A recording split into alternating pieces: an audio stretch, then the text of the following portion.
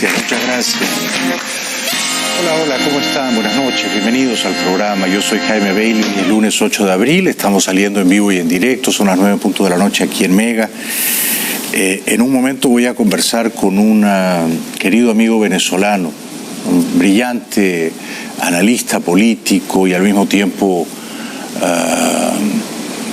contrapunto y francotirador, un hombre que no calla sus opiniones y que las dice sin ambigüedades. Pedro, ¿verdad? Pedrosa. ¿He dicho bien? Sí. Pedro Pedrosa. No me he cambiado el nombre.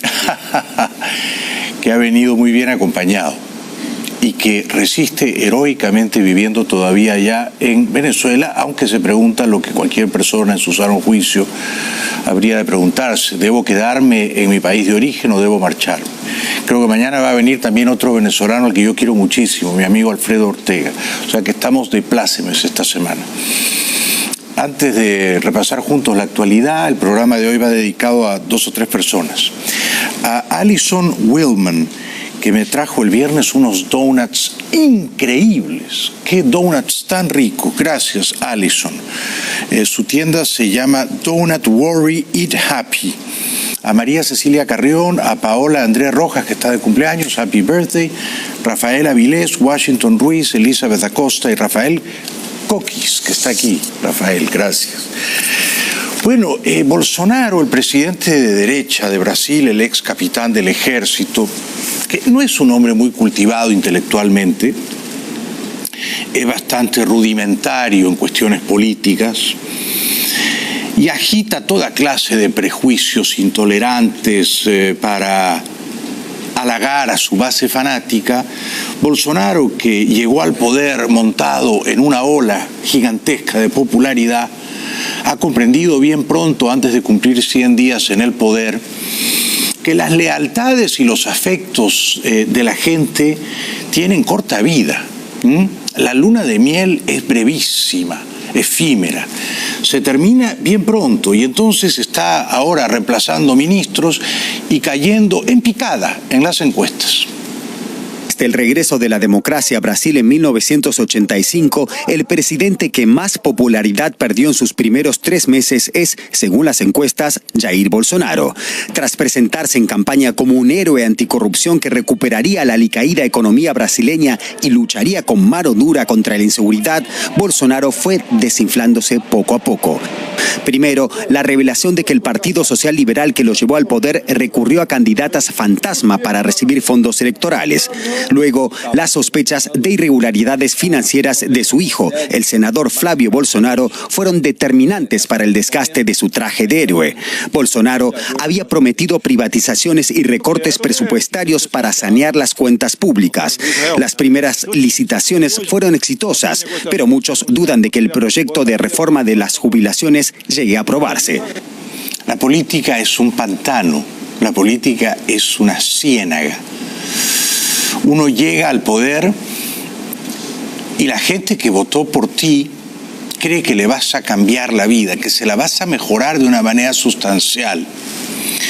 Pasan las semanas, pasan los meses y esos individuos que han cifrado sus ilusiones en ti comienzan a sentirse crecientemente desencantados y ven que no hay cambios aparentes en su vida, que todo transcurre o discurre como era entonces.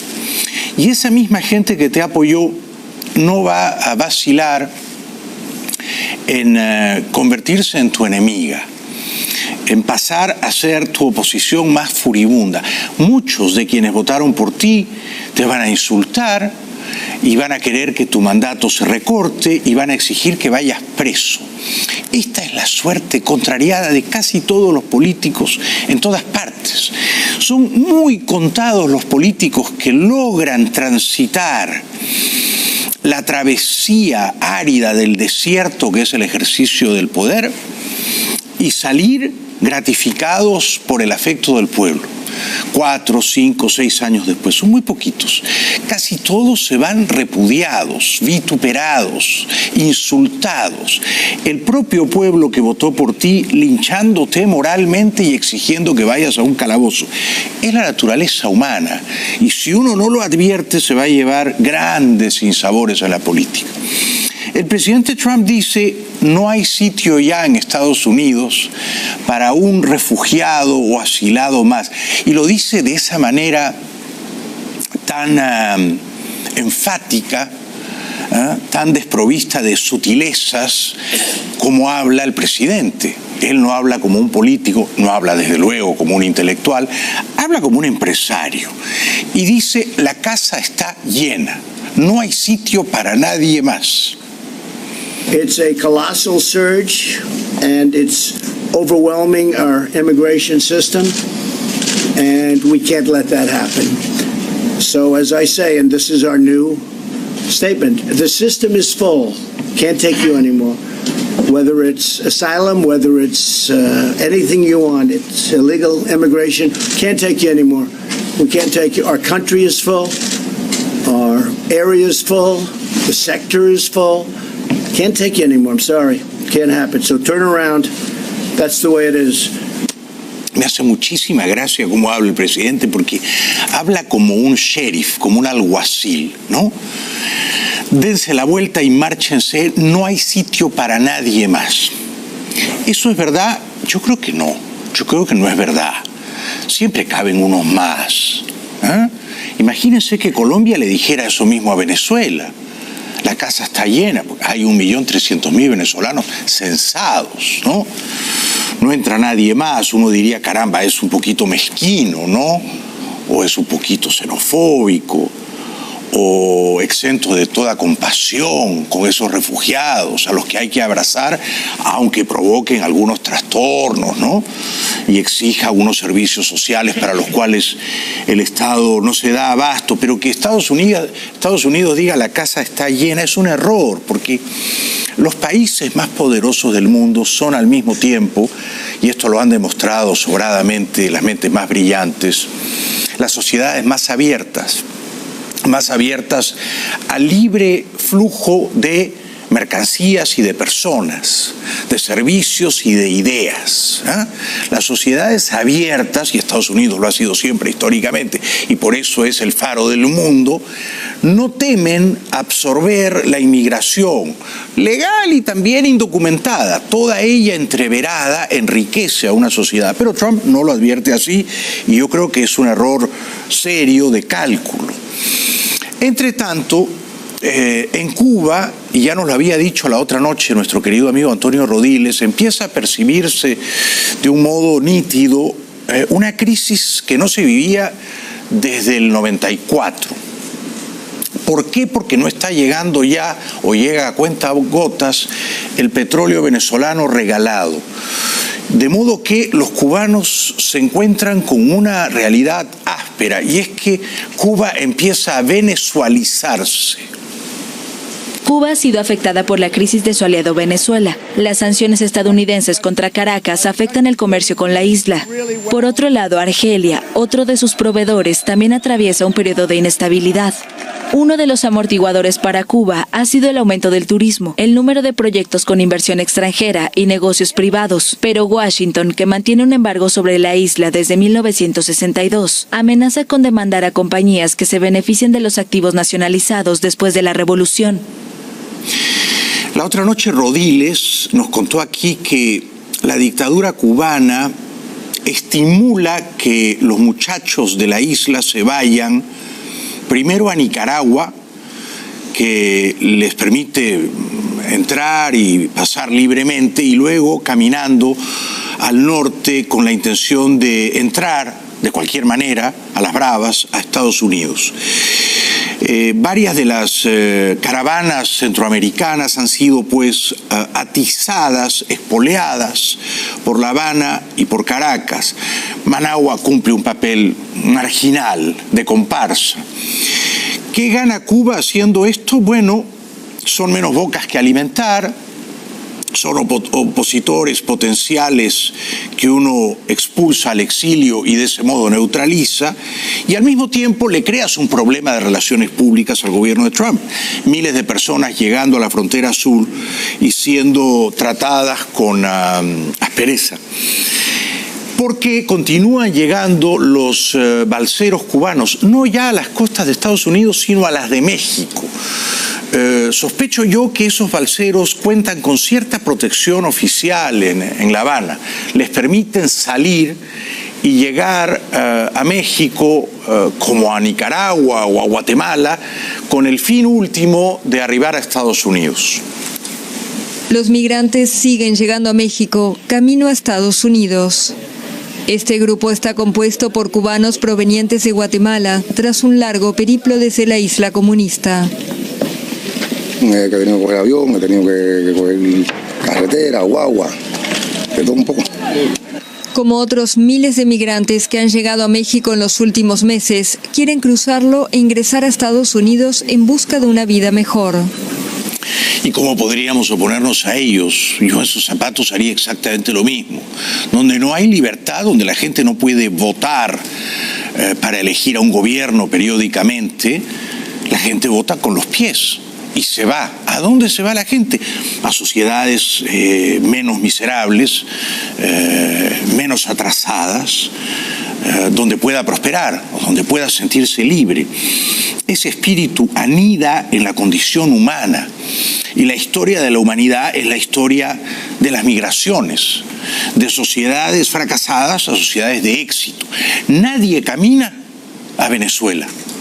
Nadie cruza mares procelosos con la ilusión de vivir en Cuba o en Haití, ¿verdad? La gente no es tonta, la gente sabe a dónde ir. Desgraciadamente, el gobierno demagógico de López Obrador, que es un charlatán de poca monta, está deportando a los mexicanos y a los haitianos por centenares, lo que confirma esa horrible tradición mexicana de duplicidad moral, es decir, quejarse y lloriquear porque Estados Unidos trata mal a los mexicanos irregulares acá, pero ellos en México tratar a los indocumentados, a los ilegales, a los refugiados cubanos, por ejemplo, muchísimo peor. Acampan en Tapachula a la espera de un permiso que les permita transitar por territorio mexicano y llegar a la frontera con Estados Unidos. Pero su destino es incierto. En las últimas semanas, el gobierno mexicano deportó a más de 70 haitianos y más de 120 cubanos, que fueron devueltos a sus países de origen en aviones de la Policía Federal. Es una maldad. Es una vileza enviar en aviones de la policía mexicana de regreso a Cuba a gente que se ha ido porque quiere ser libre, porque merece ser libre. ¿Eh? La libertad no es un regalo que nosotros le vamos a conceder como si fuera una dádiva, una limosna. Esa gente merece ser libre. Y a cada individuo que López Obrador despacha de regreso a Cuba, lo está metiendo en una cárcel, ¿no? Es indignante. Bueno, ha hablado este fin de semana el presidente Guaidó y entre las muchas cosas encomiables que dijo, me gustó esta. Le dijo al tiranuelo de La Habana, Díaz-Canel, la chulería de llevarte petróleo regalado de Venezuela se te va a terminar prontito. Ojalá que Trump le colabore a Guaidó, ¿no? Hay que ordenar un bloqueo naval que impida que el petróleo robado a Venezuela sea dilapidado, malgastado, regalándose a la dictadura cubana. Señor Díaz-Canel, la única injerencia que no vamos a permitir, que no permitimos y la que usted no profesa, es la que quiere hacer su G2 cubano en Venezuela. Y por eso no más petróleo. No van a utilizar el petróleo de Venezuela para someter a nuestros militares. Muy bien dicho, presidente Guaidó, muy bien dicho. Ojalá Estados Unidos ayude, ¿no? Porque no sería muy difícil bloquear los mares circundantes a Venezuela, de manera que no puedan salir cargueros con petróleo a ninguna parte, a Cuba ni a ninguna parte. Bien, el sábado Guaidó había convocado a una concentración en más de 300 puntos en todo el país. La gente, por supuesto, respondió con entusiasmo y con vigor.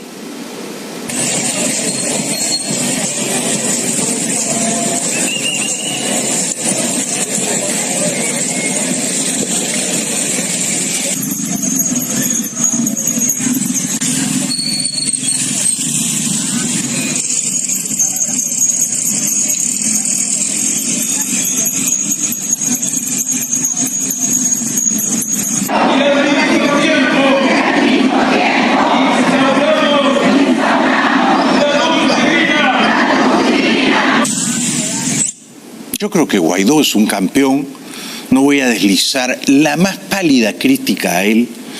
Creo que debería salir de Venezuela más o menos pronto y reunirse con Trump y con Trudeau y viajar a Europa y reunirse con Sánchez y con la Merkel. Tratar de tejer alianzas internacionales, construir capacidades, como dice él, que redunden en beneficio de la causa de la libertad para su país. Sin embargo, él prefiere quedarse, es un valiente, y dice que va a haber una reunión de líderes mundiales en Venezuela. Atención a eso. También convoca a la gente a nuevas marchas este miércoles. Reconocido como mandatario interino por más de 50 países, convocó una nueva movilización el próximo miércoles, destinada a multiplicar un voluntariado que, según dijo, se encargará de organizar y mantener viva la presión en la calle.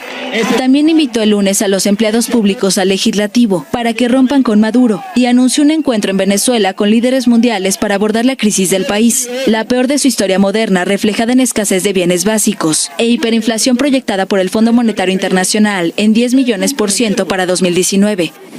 Líderes mundiales. ¿Cuáles serán esos líderes mundiales? No lo sé. Pero déjenme soñar. Yo quisiera creer que, por ejemplo, el presidente Obama va a Caracas y dice: mi presidente Guaidó, Maduro es un dictador, se tiene que ir. Y Clinton va a Caracas y dice lo mismo. Felipe González, amigo de Venezuela de toda la vida, va a Caracas y dice lo mismo. El Papa, es su jefe de Estado, ¿no? No va, bueno, no va, pero emite un pronunciamiento, propala un comunicado y dice: el Vaticano reconoce como presidente constitucional de Venezuela a Guaidó. Estos son los líderes mundiales. La señora Bachelet tendría que ir. Y entonces, estas son personas que tienen un enorme predicamento moral y tienen que usar esa influencia para el bien en Venezuela. Guaidó dice: no tenemos miedo. Porque es evidente algo el día de hoy. Venezuela no tiene miedo y sigue en las calles hasta lograr su libertad. Hoy, el miedo es de un grupito pequeño que secuestra el poder. El miedo es de un grupito pequeño que mandaron a secuestrar, ¿no saben cuánto? 4 camiones de sonido. Mandaron a secuestrar incluso a los trabajadores que estaban colaborando desde temprano, para que no se escuche nuestro mensaje, para que no se escuche la voz del ciudadano, la voz de Venezuela. Pero no lo lograron ni lo van a lograr, porque no solamente Caracas está volcada en las calles, toda Venezuela en 358 puntos en este momento está en las calles. Es un primer Obama, un Obama anterior incluso a ser senador, ¿no? Un primer Obama, alto, espigado, espiritual, idealista, quijotesco, de buen verbo, un orador florido, pero sobre todo valeroso, corajudo, ¿no? Uno percibe que este es un hombre que entrega la vida por una causa superior. ¿Cómo no estar con él? Dice: los que nos amenazan no subestiman. Secuestrando a Roberto Marrero y amenazándome con los ganchos, como ellos dijeron. Que no iban a dar por maiquetía. Creyeron que con procedimientos irregulares, sin ningún tipo de competencia, hablando de mi inmunidad, como si habíamos empezado esta lucha con inmunidad hace más de 12 años desde el movimiento estudiantil. Pensaron que hablando de inhabilitación íbamos a tener miedo. Pensaron y subestimaron al pueblo de Venezuela. Venezuela y al pueblo de Caracas que les roncó en la cueva hace unos pocos días, ahí cerquita de Miraflores. Y dijo también este fin de semana, todo esto ocurrió entre el sábado y el domingo, que la gente no tiene que acostumbrarse a vivir mal. Pensaron unos pocos que nos íbamos a acostumbrar a los apagones, a la falta de agua, a que nuestras familias se fueran por el país. Creo que quedó muy claro. Y para los que preguntaban, ¿para qué sirven las protestas? ¿Para qué sirven? Fíjense lo que pasa en Caracas hoy. Hoy no se dio ni un día desde que se armó en todos los rincones, en todas las regiones. Bueno, sí, a veces los políticos tienen que decir también palabras callejeras, ¿no? Guerrilleras, ¿no? Esta es una guerra, y es una guerra no solo de ideas, pero también de capacidad de persuasión, ¿no? Guaidó la tiene, Maduro no la tuvo nunca, no podría decir que la ha perdido, no la tuvo nunca. Maduro es un político tarado, ¿no? O sea, lastrado por taras, por incapacidades, ¿no? No es capaz de convencer a nadie, no es capaz de prometerte un futuro mejor. No le crees, porque es obviamente un tonto y un incompetente. Eso sobre todo, más que un bribón, es un tonto. Entonces, un tonto con poder hace un daño incalculable. Guaidó se refirió a los colectivos y dijo, no son colectivos, son paramilitares. La respuesta del régimen. Aquí nadie se chupa el dedo. Aquí nadie cree en cuentos de camino. Aquí sabemos que la respuesta va a ser paramilitares. Aquí la respuesta sabemos que va a ser represión, encarcelamiento. Es que no se le puede llamar colectivo. Son paramilitares armados. Los colectivos son otra cosa. Paramilitares. Y sabemos que esa va a ser la respuesta. Y por eso estamos aquí hoy, en el inicio de la fase de Operación Libertad. Organización, operación y armar los comandos de ayuda y libertad. Ya tenemos en este momento más de 2.000. Bueno, en un momentito voy a conversar con Pedro Pedrosa, analista, consultor político venezolano, además vive allá, muy valiente, muy inteligente, no se pierdan a Pedro Pedrosa.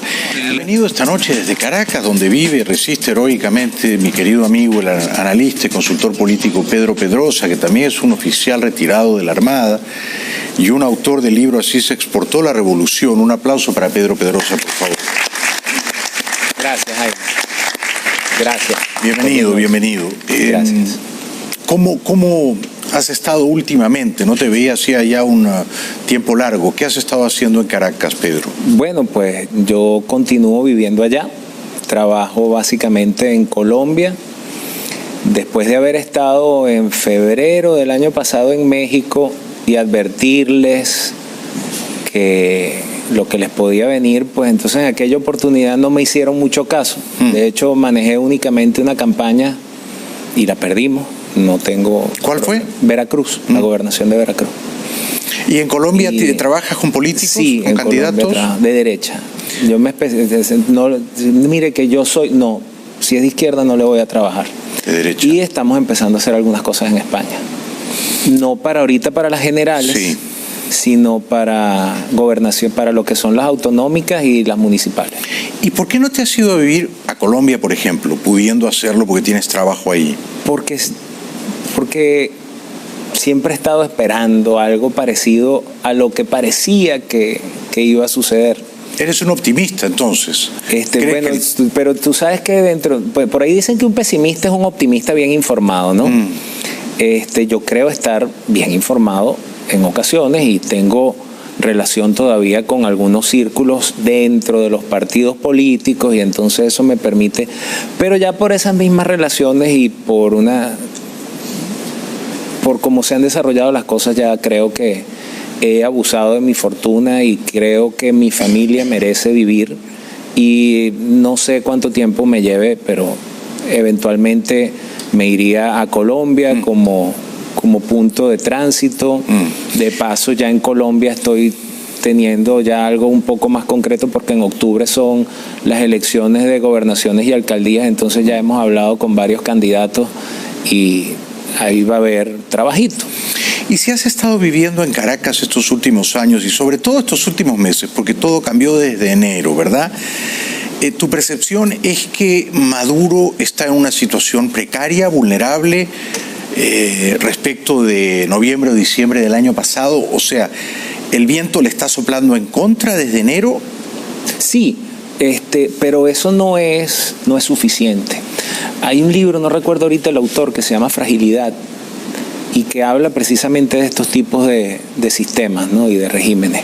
Maduro, y más que Maduro, la tiranía está en su posición más cómoda. Ellos están, ellos bajo ataque están en la posición donde mejor se encuentran. ¿Tú dirías que está en su posición más cómoda Maduro históricamente? Yo diría eso. Voy a tratar de precisar. Yo diría que está en su posición más precaria. Voy a tratar de aclararlo, ¿no? No quiero decir que está cómodo, quiero decir que ellos están diseñados para esto, para estar en esta situación. Pero tú no dirías que Maduro está en jaque desde enero. No tengo argumentos para decir que Maduro está en jaque. ¿No es suficiente argumento que 54 países del mundo libre hayan reconocido a Guaidó como presidente?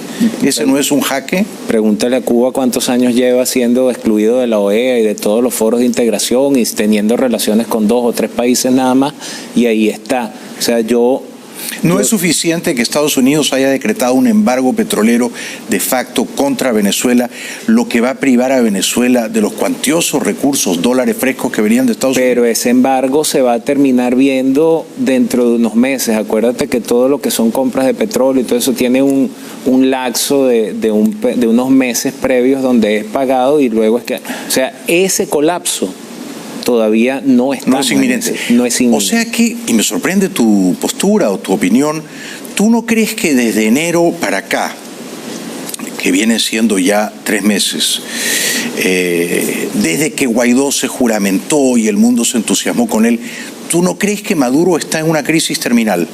No. A ver, está en una severa crisis, lo que no quiere decir que necesariamente esa crisis sea terminal. O sea, pero ¿no lo ves a Maduro en una posición de, y tú usaste esa palabra, fragilidad mayor de la que ha estado históricamente? No. Sí, pero lo que te quiero decir es que estos sistemas, estas tiranías se preparan para vivir de esa forma y estar constantemente, su posición donde ellos logran resistir mejor es bajo ataque. El problema es cuál es el umbral en el cual ese ataque es lo suficientemente fuerte para romper esa fragilidad definitivamente y hacer que todo el know-how que ellos tienen de resistir a este tipo de ataques termine de fracturarse para finalmente obtener el poder.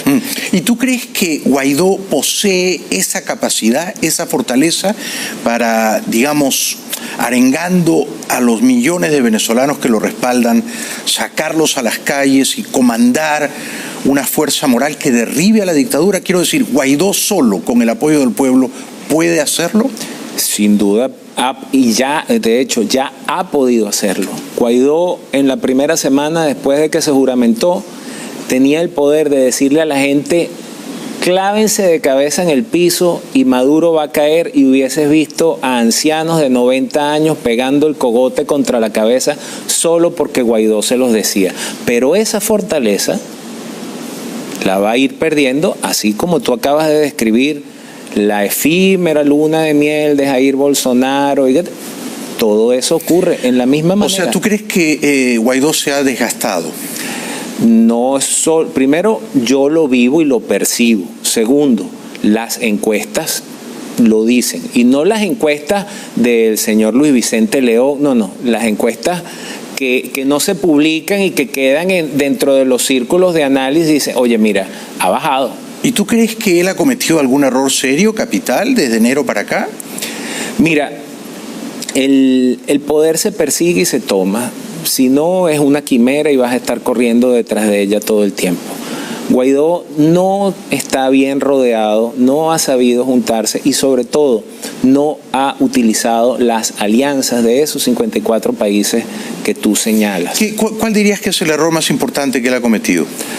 ¿Tú has escuchado nombrar un arte marcial israelí que se llama Krav Maga? No. El Krav Maga es el arte marcial israelí, es el sistema de defensa que le enseñan a los soldados israelíes.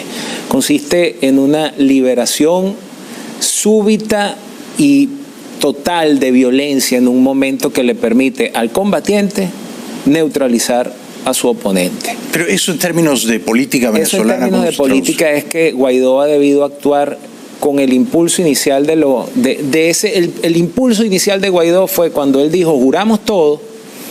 Inmediatamente Luis Almagro coloca un tuit: celebramos la juramentación del presidente interino de Venezuela, Juan Guaidó. Inmediatamente Trump, y después, en cuestión de unas semanas, se juntó el muy guabinoso Pedro Sánchez de España, que ya era bastante que decir. Ese impulso inicial lo ha debido aprovechar él, ¿para qué? Para conformar gobierno. Guaidó no ha conformado gobierno. Guaidó no tiene un gabinete, no tiene un ministro de Finanzas, no tiene un ministro de Defensa. Y con ese gabinete, él si quiere quedarse en Venezuela, que lo haga. Pero ese gabinete debería estar dándole vuelta al mundo, terminando de consolidar alianzas. Tu principal crítica a Guaidó es que no ha nombrado ministros. No ha nombrado ministros. Esa es tu principal crítica. No ha hecho. Bueno, lo que pasa es que eso le obstruye todo lo demás. Bueno, yo te he escuchado pacientemente, Ajá. Y no podría estar más en desacuerdo contigo. Y creo que lo que tú estás haciendo esta noche es verdaderamente horrible, querido Pedro. Es horrible. Bueno. Porque primero vienes y dices que Maduro está en una posición sumamente cómoda. Esa fue la frase que tú usaste. Y luego me aclaré. Sí, pero esa fue la frase que salió de tu boquita. Dijiste, Maduro está en una posición sumamente cómoda. Es decir, no has dicho una sola cosa dura contra Maduro. Y te has ensañado con Guaidó, que se desgastó, que Bolsonaro, que cayó en las encuestas, que no ha aprovechado, que debió usar. Lo mismo que han hecho ustedes con Capriles históricamente, que es lincharlo, llevarlo a la hoguera, ver todo lo malo de él y no todo lo bueno. Entonces, yo digo, pero ¿qué favor le estás prestando tú esta noche a la causa de la libertad de tu país? Bueno, cuando vienes a esta tribuna a hablar bien de Maduro y mal de Guaidó. Mira, te voy a aclarar algo, Jaime. Yo jamás podría hablar bien de Maduro. Has dicho que está en una posición cómoda. Y esa es una muy pésima interpretación que tú haces de lo que yo he dicho. Lo que pasa... Has dicho que Jaime, no está en jaque, no, que no está en crisis terminal, no, por lo tanto que no va a caer pronto, y que Guaidó ha cometido un número infinito de errores. Yo te he señalado 2 errores muy puntuales que ha cometido. Pero es mezquino que digas que Guaidó debió usar su poder para pedirle a la gente que se tire de cabeza. Guaidó ha usado todo su poder. No. Ha salido, se ha reunido con presidentes, se ha jugado la vida. Mira, o sea, Jaime, ha hecho algo que tú y yo no haríamos en 3 vidas. Te voy a decir algo. No seas mezquino. No me llames mezquino, no te lo acepto. Estás siendo mezquino con Guaidó. No, en absoluto. ¿Sabes qué, Jaime? Yo vivo en Venezuela, yo sufro Venezuela, tengo amigos presos. Tal vez por eso eres tan complaciente con Maduro. No, yo no soy complaciente con Maduro. Has dicho que no está en jaque. No, porque ¿sabes qué, Jaime? A la verdad no le interesan tus sentimientos. Maduro está en la posición más débil históricamente de su dictadura, pero eso Pedro. no quiere decir que esté en etapa terminal. Y fue lo que te dije. Esa es tu opinión. Yo sí creo que está en una etapa terminal. Bueno, Dios te oiga. Yo quiero entonces venir dentro de 3-4 meses Trump, acá. Pompeo, Bolton y Abrams. Bravo. Ahí tú estás hablando de los verdaderos jugadores de este asunto. Pero eso cambió. Y tú lo has escamoteado, tú lo has soslayado. No. Tú has venido acá a decir que Maduro está en una posición sumamente cómoda. Tú me empezaste a preguntar por Guaidó. Y yo te hablé de Guaidó. Y los jugadores de este juego... ¿No dijiste que Maduro está en una posición cómoda y que a él le convenía que lo atacara? Por supuesto. ¿No dijiste que no tenía viento en contra? Te lo reitero. No, te dije que tiene el viento en contra. Dijiste que no estaba en una situación terminal. O sea, no lo has tocado ni con el pétalo de una rosa. No está, pero es que yo quiero pensar que está en una situación terminal, pero objetivamente no te puedo decir, esto es el final de Maduro. ¿Quieres que sea franco contigo? Yo he aprendido a desconfiar de los venezolanos que vienen a esta tribuna y en vez de disparar a la dictadura, enfilan todas sus baterías a los líderes opositores. Yo de lo primero que Juan Guaidó tiene una grandeza intelectual y moral que tú y yo no vamos a tener en 8 vidas, Pedro. En 8 vidas. Yo no te permito que vengas tú aquí a ponerle zancadillas a Guaidó. Yo desconfío de las personas que hablan del régimen venezolano como dictadura y no como tiranía. Porque eso es lo que se vive en Venezuela. Y puedes buscar a Norberto Bobbio y definir dictadura y tiranía. Son cuestiones semánticas. Tiranía. No, pero tú has venido aquí tu agenda es voy a criticar a Guaidó. No usó su poder, dilapidó su capacidad de convocatoria, no nombró Jaime, con semántica hemos estado dándole vueltas aquí al asunto de que si yo dije cómodo, que si dije frágil. Pedrosa, tú no me tienes que instruir a mí de que eso es una dictadura, porque yo me he peleado en esta tribuna con Leopoldo López y con Capriles diciéndoles que era una dictadura y ellos me decían que no. Bueno, tú no me tienes que, como se dice ahora, escuelear en ese sentido. No me tienes que decir. Yo sé la diferencia que hay entre dictadura y tiranía, pero la audiencia no es tonta y yo tampoco. Y la primera percepción que nos hemos llevado de ti, Pedrosa, te guste o no lo que yo te voy a decir, es que tú te has sentado ahí para criticar a Guaidó. Y eso que estás haciendo no le sirve a tu país. Pues ¿sabes qué no le sirve a mi país? Que sigan haciendo diagnósticos errados de la situación que tenemos, porque yo te voy a llevar a ti al médico, o voy a ir yo al médico, y el médico me va a decir, señor Pedrosa, usted tiene cáncer, y yo le voy a decir, no, yo lo que tengo es fiebre. ¿Y dónde está el médico? ¿En Caracas? No, te estoy poniendo un ejemplo. Ah, no, porque si tú me vas a llevar al médico, tú vives en Caracas, tú eliges vivir en Caracas. Sí. Yo te digo, en Caracas tú puedes ir al médico y recibir una opinión fiable. Sí, todavía. No, imposible. Sí, en Caracas uno no puede estar bien informado. Sí. Yo te diría, si vas a ir al médico, vamos a un médico en Estados Unidos. Lo que me hace pensar, ¿por qué te habrás quedado en Caracas? Porque no tengo cómo irme todavía de Venezuela. No te creo. ¿Estás acá? ¿Podrías quedarte acá? Está bien. ¿Te has quedado? ¿Sabes por qué? ¿Por qué? Porque sabes que no se van a meter contigo, porque te cuidas, porque no los criticas. No, Jaime. No, Jaime. Y creo que así como tú lo has dicho, me lo permito también, eres muy mezquino con lo que estás diciendo. No soy mezquino. Bueno, lo que soy pasa honesto. Es soy honesto. Defiendo a Guaidó. Esta hora requiere... Es que la honestidad, Jaime, la honestidad pasa por hacer análisis y hacer diagnósticos correctos. Tú no criticas a Maduro porque regresas el viernes a Venezuela. Esa es la realidad. No, Jaime. Yo he aprendido a leer el miedo, Pedrosa. ¿Te quieres ir o te quedas? Tú eliges. Vamos a la publicidad y seguimos. Sí, vale, por supuesto que regresamos después de la pausa con Pedrosa. Si quieren aplaudirlo, lo pueden aplaudir. Yo no lo voy a aplaudir.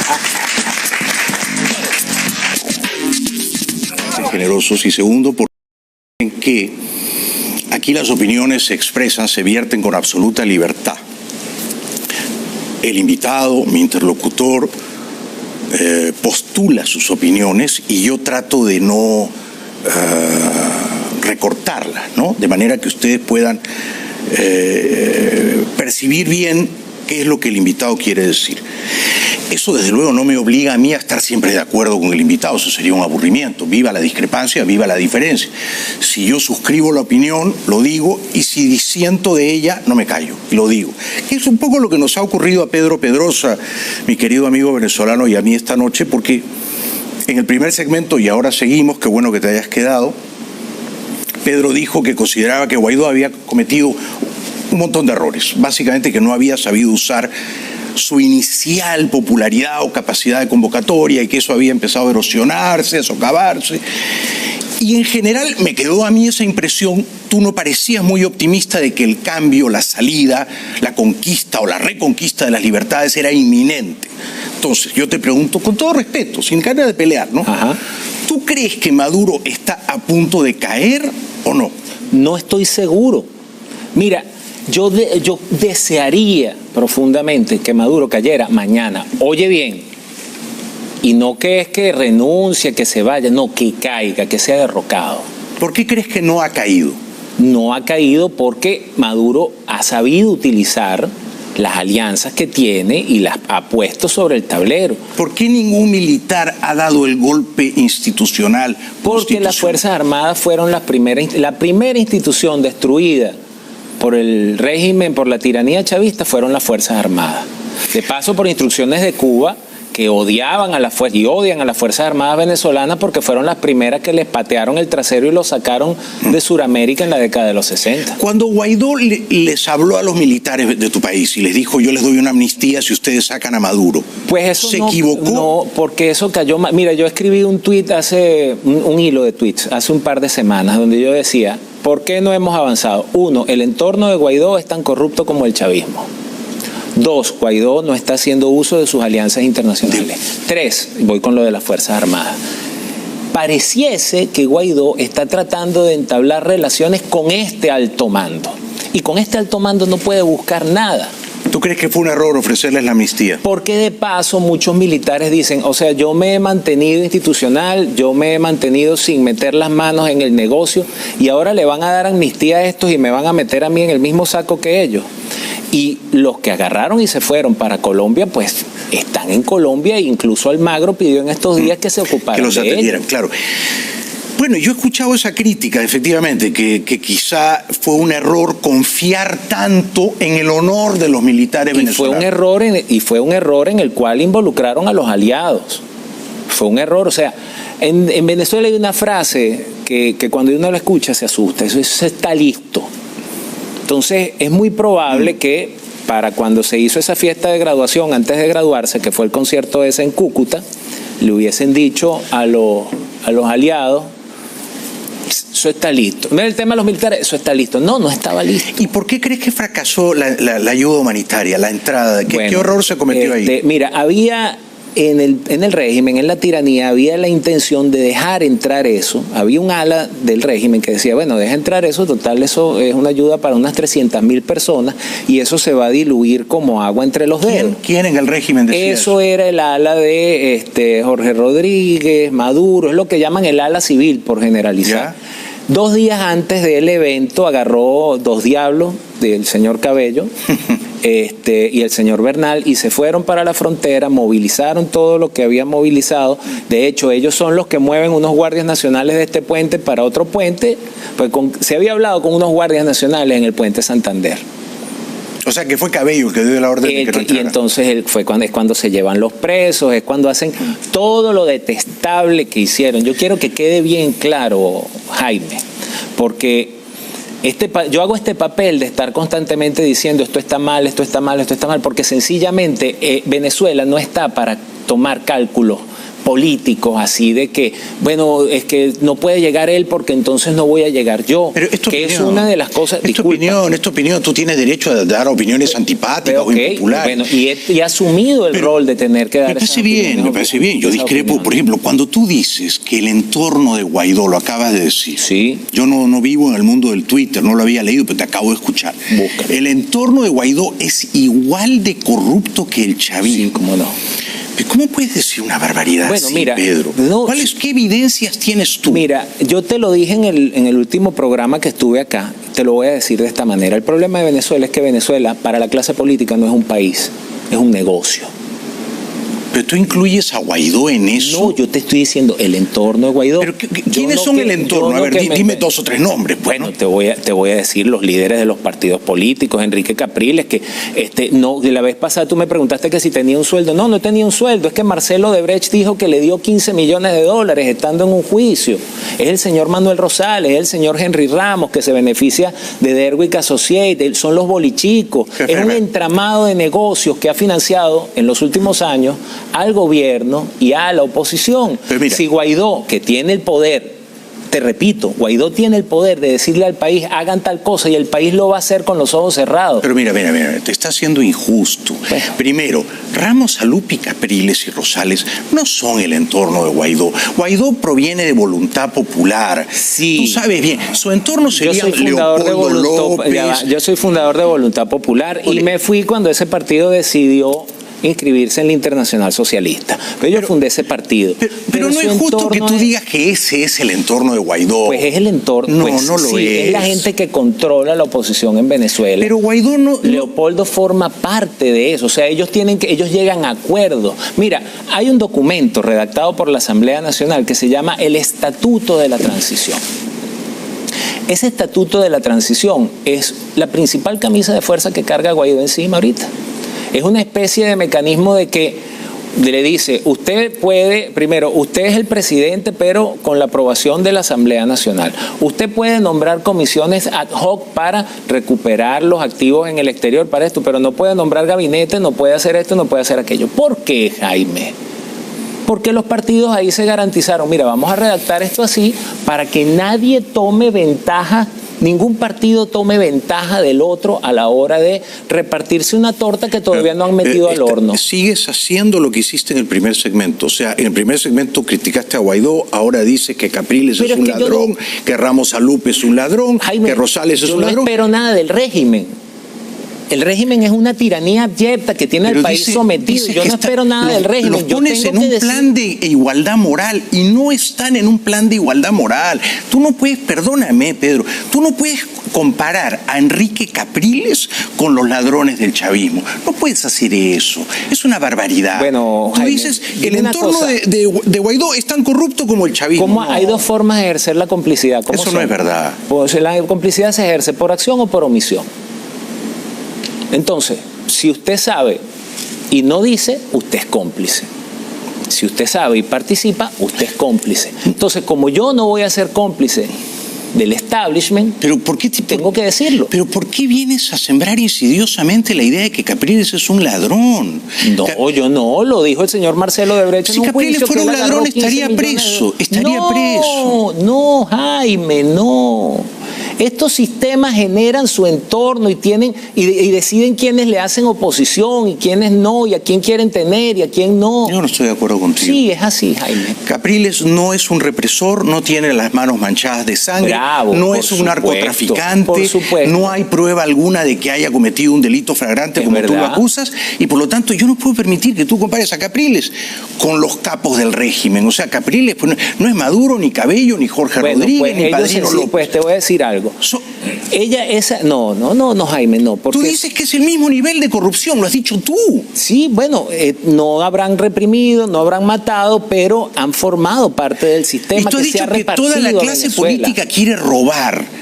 Tú has dicho, toda la clase política quiere robar. Sí, lo reitero. Eso es injusto, porque Guaidó no es parte de esa clase política.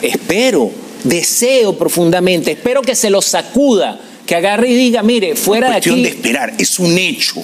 Guaidó es un muchacho limpio, tiene las manos limpias. No es justo que tú lo metas a Guaidó en el mismo saco con los ladrones del chavismo. Te estoy diciendo que espero que él se sacuda a la gente que lo ha rodeado todo este tiempo.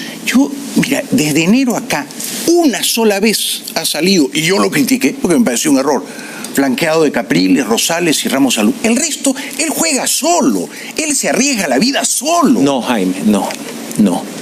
Te reitero, él es presidente interino por ser el presidente de la Asamblea Nacional. Pero varios partidos opositores no lo apoyaban para que se juramentara. Bueno, entre ellos el partido Ramos Salub. Por supuesto. Bueno, que no lo, entonces él no le hizo caso a Ramos Salub. Y han tenido que bailar pegado, pero siguen bailando. Pero lo que te quiero decir es que si bailaran pegado no se hubiera juramentado y le hubiera hecho caso a Ramos Salub. Y él rompió con Ramos Salub. O sea que ese entorno no influye tanto en él. Sigue influyendo. Bueno, eso es lo que tú quieres decir para minar su credibilidad. Lo que sigues haciendo esta noche es disparándole a Guaidó. Eso es lo que tengo que decir para que las personas que me ven, que deben estar diciendo de todo lo que quieran decir, me vale madre de paso, eso es lo que las personas tienen que saber, por qué después de estos 3 meses nosotros seguimos como seguimos en Venezuela. ¿Por qué nosotros seguimos ya cuando pensábamos que habíamos alcanzado un nivel obteniendo comida y obteniendo medicinas, ahora nos llevan a un sistema más primitivo donde tenemos que buscar luz y agua? Y entonces a mí los discursos de verdad no terminan de hacerme tener la vida que yo quiero tener en mi país. Estás profundamente equivocado, ¿sabes por qué? Porque si tú vienes aquí a decir que Guaidó está rodeado de ladrones, que su entorno son unos ladrones, todos corruptos, todos quieren seguir robando, y que ellos influyen en Guaidó y le dictan la agenda, tú lo que estás haciendo es rebajando moralmente al presidente de tu país. Lo estás convirtiendo en un pillarajo más. El presidente de mi país, el presidente interino de mi país, el señor Juan Guaidó, tiene la posibilidad, el poder de tomar las decisiones que debe tomar y de sacudirse a esa gente de alrededor. ¿Apoyándose en quién? Apoyándose en los aliados que encendieron la chispa para que estos eventos de enero a esta parte sucediesen. ¿Tú crees que debería irse al exilio? Yo creo que con él no se van a meter estando en Venezuela, pero él debe terminar de conformar un gabinete que vaya a conformar las alianzas que tienen que hacer. O sea, debe quedarse. Sí, Debe quedarse. Debe quedarse. ¿Y no crees que lo van a arrestar? No, no creo que lo vayan a arrestar. Porque porque sí, el régimen tiene mucha presión en torno a eso. Pero con él no se van a meter. O sea, a Maduro le sirve más que Guaidó esté en libertad. Mientras Guaidó no termine de hacer lo que tenga que hacer, pero es que eso es un momento que tiene que llegar, el momento si él termina de tomar las decisiones que se deben tomar para finalmente terminar con la tiranía, pues va a venir la persecución y él tendrá que tener ya listo, eso no se lo tengo que decir yo, él ya tiene que tener listo su plan para irse a la clandestinidad, para gobernar desde la clandestinidad. ¿Crees que debe invocar el 187, numeral 11 y pedir la intervención extranjera en Venezuela? Creo que debe nivelar el terreno, porque... ¿Qué significa eso? Nivelar el terreno es que Venezuela ya no... Mira, para los Estados Unidos el problema no es ni siquiera Maduro. Para los Estados Unidos el problema es sacar de su área de influencia cercana a los rusos, a Rusia, exacto, a China, a Irán, a Turquía. Turquía ha pasado en un año de recibir 0 a recibir 23 toneladas de oro de Venezuela. Con eso estabilizó su moneda. Hay una batalla contra los Estados Unidos y contra Occidente, y Venezuela es un laboratorio de ensayo de esa batalla. Es un error subestimar a Guaidó, y tú lo has cometido esta noche, porque Guaidó hizo ese 23 de enero algo que no hubieran hecho ni Ramos Alup, ni Rosales, ni Capriles. Guaidó, y contrariando la opinión de muchos de ellos, dijo: yo soy el presidente constitucional, yo asumo las competencias. Se jugó la vida. Yo te apuesto que es un héroe. Yo te apuesto que yo me emocioné más que tú ese día. Bueno, no voy a discutir quién se emocionó más. Lo que quiero decir es que eso ha movilizado todo lo bueno que ha ocurrido en el contexto internacional. Y debido a eso es que los rusos han mandado matones y francotiradores, y Estados Unidos ha dicho, y yo lo dije la semana pasada, no vamos a permitir la presencia de los rusos en Venezuela. Esa puede ser la gota que rebasó el vaso de agua. Todo eso lo ha provocado para bien Guaidó. Perfecto, está bien. A esa locomotora nefasta del chavismo le pusieron por fin una locomotora enfrente, pero esta locomotora tiene que encender, no basta con empezar, no basta con esperar el impacto y frenar lo que viene. Esta es mi última pregunta. ¿Qué consejo le darías a Guaidó? Yo le sugeriría al presidente que haga definitivamente lo que él sabe que debe hacer, lo que le han sugerido que tiene que hacer, que no tenga empacho en decir necesitamos ayuda de afuera. Yo veo a veces a los embajadores de él y me parece ver a Charles de Gaulle tratando de decirle a Churchill y a Roosevelt que miren, el día D no es necesario. ¿Oyeron? Ven que nosotros desde Francia podemos aguantar la resistencia. No. O sea, tú le pedirías que solicite la intervención extranjera. Yo le pediría que nivele el terreno, y te agradezco que entiendas que vivo en Venezuela. En efecto, vivo en Venezuela y me cuido. Pero creo que todos somos inteligentes para entender eso. ¿Y le pedirías a Guaidó? Yo estoy de acuerdo con eso. Yo creo que debe pedir la intervención extranjera. Es una misión de paz para detener un genocidio. ¿Le pedirías a Guaidó qué más? ¿Le pedirías que encabece una marcha a Miraflores, a tomar el Palacio de Miraflores, o crees que eso terminaría fatal? Creo que eso, o sea, hay unos pasos en una escalada, y él, para poder llegar a ese punto, tiene que haber generado los pasos previos para debilitar lo suficiente el aparato represivo del régimen y dejar solamente a sus matones colectivos. O sea, no ahora. No ha podido ser hace unos días, y no es aún, porque no se han hecho las cosas que se deben hacer. Bueno, ahora si tú quieres pedir una pizza, ¿qué es lo primero que tienes que hacer? Levantar el teléfono, ¿verdad? Bueno, todavía en la pizzería todavía no saben que tú quieres una pizza.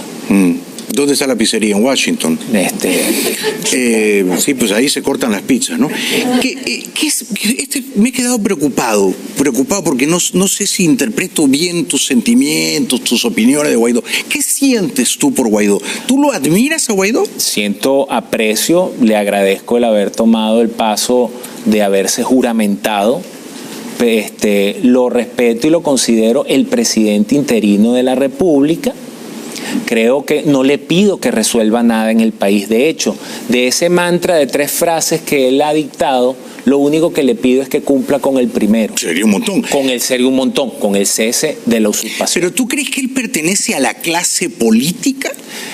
Él surge en 2007 y termina involucrándose con esa clase política. Pero termina haciendo escuela con esa misma gente. ¿Tú crees que es un político más? Creo que tiene las cualidades para no ser un político más, pero tiene que definirlo de una vez. O sea, no puede seguir dejando que el entorno de los partidos políticos y sus jefes sigan controlando y sigan impidiendo que en Venezuela se den las soluciones que se tienen que dar. Te ponía el ejemplo del paciente que iba, de que yo voy al médico y me dice, señor Pedrosa, usted tiene cáncer. Y yo le digo, no, yo tengo fiebre. Entonces, no, mire, señor Pedrosa, usted tiene que someterse a una quimioterapia, se le va a caer el pelo, se va a poner muy flaco, pero va a vivir. Entonces los venezolanos tenemos que tener, primero, el diagnóstico correcto. No es una fiebre lo que tenemos, es cáncer. Y segundo, tenemos que enfrentar la quimioterapia. No podemos seguirle dando vueltas al asunto. No, es que hay que evitar esto porque aquello puede ser peor. No, tenemos que enfrentarlo. ¿Pero tú crees que él ha sido un mal médico? ¿Tú crees que él no ha dado el diagnóstico correcto? Yo creo que... O sea, él ha dicho, tenemos fiebre. Yo creo que si tiene el diagnóstico correcto, no ha aplicado la medicina correcta todavía. ¿Cuál es la medicina correcta? Bueno, ya la hablamos, te acabo de decir que tiene que levantar el teléfono, que tiene que ordenar la pizza, que tiene que juntarse con los mejores pizzeros del planeta, que tiene que... Pero espera un ratito, no es tan fácil, ¿ah?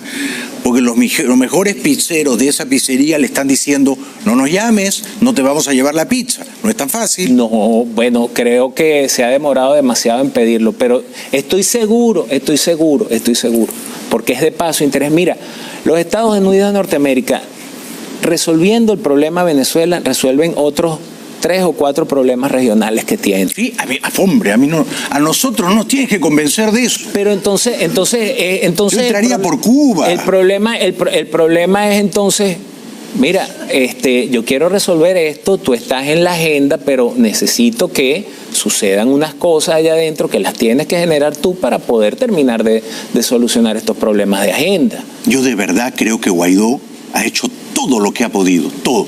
No veo que haya cometido ningún error capital y en eso discrepo de ti.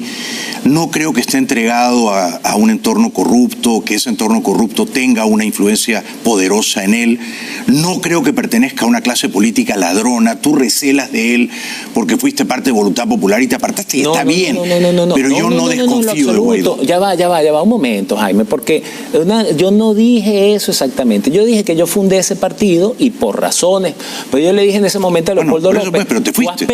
Tú has perdido la oportunidad de ser distinto porque sencillamente, o sea, el problema de Venezuela se llama socialismo. El problema de Venezuela es ese modelo que acostumbró a la gente a vivir del Estado y a la clase política a vivir del Estado. Pero Leopoldo y Guaidó no son socialistas. No, claro que sí, Jaime. ¿Cómo y claro fueron que sí? fueron corriendo a inscribirse en la Internacional Socialista y el plan de recuperación del petróleo que hay no habla de privatizaciones, lo que habla es de rescatar PDVSA. Pero sigues haciendo esta cosa obscena que has hecho toda la noche. Tú me estás preguntando que si son socialistas. Ya va, tú me estás preguntando que si son socialistas, son socialistas. Pero entonces tú los equiparas con los chavistas. No, te estoy diciendo que la clase política venezolana es ladrona, es corrupta. Y ahí metes a Leopoldo y a Guaidó. Venga acá, pero ¿cómo se administra Venezuela? Te estoy diciendo, Jaime, y voy a ser bien claro en esto, te lo dije hace rato, Venezuela no es un país para la clase política, Venezuela es un negocio. ¿Por qué? Porque Venezuela siempre ha dado los incentivos para que la clase política viva de sus padres hasta que aprende a vivir de la política. ¿Por qué tiene los incentivos? Porque el Estado siempre, incluso en eso que llaman Cuarta República, ha sido el propietario de los medios de producción, ha sido propietario del hierro, ha sido propietario del petróleo. No hay más tiempo. Está bien, gracias. Hemos escuchado tus opiniones con respeto, creo que hemos sido pacientes y tolerantes. Tú tienes una opinión severísima de la oposición venezolana. Por fortuna. Por fortuna para ti, no sé si para Venezuela. No es la primera vez que escucho a un francotirador opositor como tú que dispara todas las balas hacia la oposición y la dictadura queda como un poco indemne, ilesa, pero no importa. Yo prefiero ser el tonto optimista y creer que Guaidó no es eso que tú has descrito y que ni es un socialista ni está rodeado de corruptos y ladrones y que podemos confiar en él. Bueno, esa es mi opinión. El mejor remedio, Jaime. Gracias. El mejor remedio. Mira, a mí de verdad que, te reitero, me vale madre Mi opinión. No, tu opinión. Sí, ¿sabes qué? Sí, me vale madre tu opinión, así como a ti te va. Mira. No, a mí no me vale madre la tuya porque te he invitado para que la digas. El mejor remedio para no morir de desencanto se llama el escepticismo. Yo vivo en Venezuela, yo entiendo bien el sistema político. Pero perdóname, venezolano. ¿no te hace un mejor individuo vivir en Venezuela? ¿Comprendes eso? No, en lo absoluto. Porque tú lo dices como si fuera un timbre de honor. No, porque lo que te estoy diciendo. Te hace sospechoso, Pedrosa. Bueno, ¿sabes qué? Entonces hay 30 millones de sospechosos en Venezuela. Yo creo que eso es bien, mira, eso es bien mezquino lo que tú acabas de decir. Es franco. Eso es bien, bueno. Los 30 millones no se pueden ir. Tú sí te puedes ir. O sea, tu franqueza. Tú eliges quedarte. Tu franqueza es más, o sea, tú defines la franqueza. Yo he sido franco esta noche, ¿verdad? Yo te he dicho las cosas como las he vivido, es que como yo las en tus siento, zapatos me hubiera ido hace rato. Veo. Bueno, sí, ya me tendré que ir. Pero si te has quedado, por algo será. Y eso es... Por algo será. Eso es una falta de respeto lo que tú acabas de hacer. Bueno, o sea, tú estás... O sea, tú, yo creo que tú mides tus opiniones porque vas a volver. Tú me equiparas a mí con el chavismo porque dices, por algo será. No, yo no creo que seas chavista. Bueno, está bien. Pero entonces, creo que tienes miedo a las represalias. Y el miedo es un sentimiento humano. Bravo. Sabes que no las he tenido porque aquí con lo que he dicho... Puedo llegar a Venezuela y ser sujeto de lo que sea por parte del régimen o de la propia oposición. ¿Te parece? Si solamente has dicho cosas malas de Guaidó, de Capriles, de Ramos Salud, de Rosales y de Leopoldo López, que todos son socialistas y ladrones. De sus socios. Que sea hasta pronto. Feliz noche. Gracias a todos. Feliz noche será para todos. Un aplauso para Pedro. La mejor manera de no morir de ilusiones es ser escéptico. Gracias por venir. Gracias. Viva la diferencia, Bravo. viva la libertad. Regresamos. Programa. Ya nos hemos quedado a solas, se ha ido todo el público. Parece que el público se ha solidarizado con el invitado. Regresamos a la quemante actualidad venezolana y la gente no podría estar pasándola peor.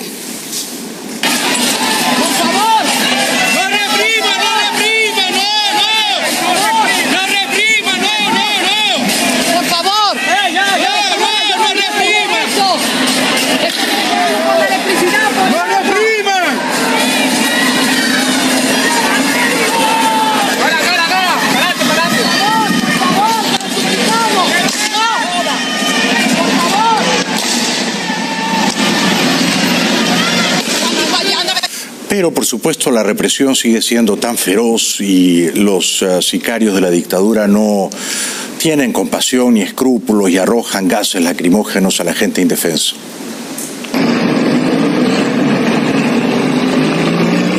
Esta represión aquí en la 54.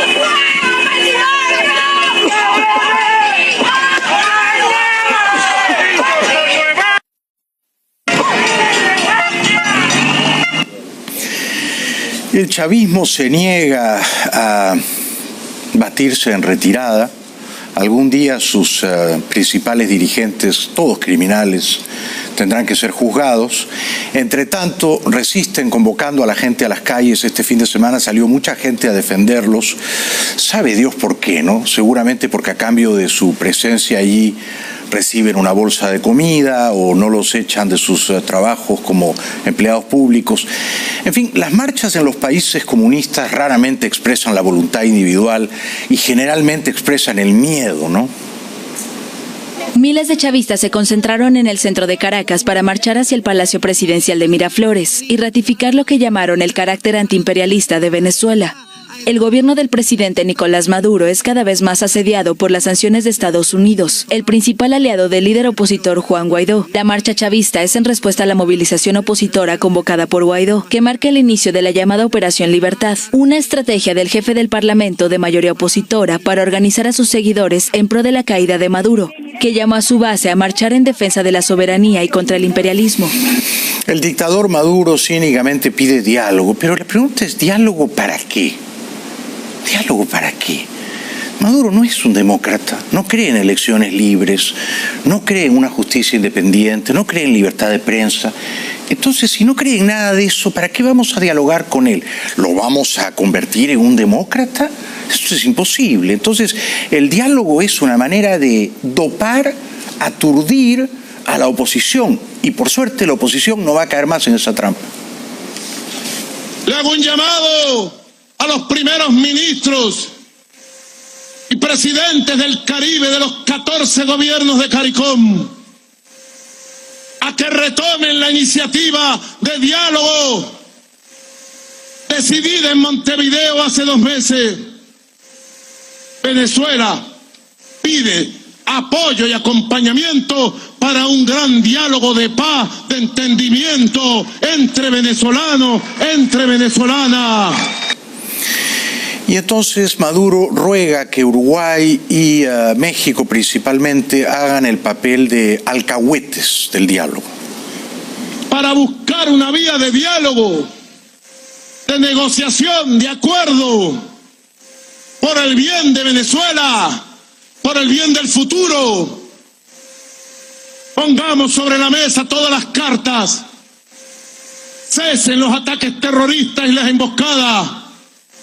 Y con el acompañamiento de México, Bolivia, Uruguay y el Caribe, Venezuela puede instalar más temprano que tarde una mesa de diálogo nacional con todos los sectores políticos, culturales, económicos y sociales.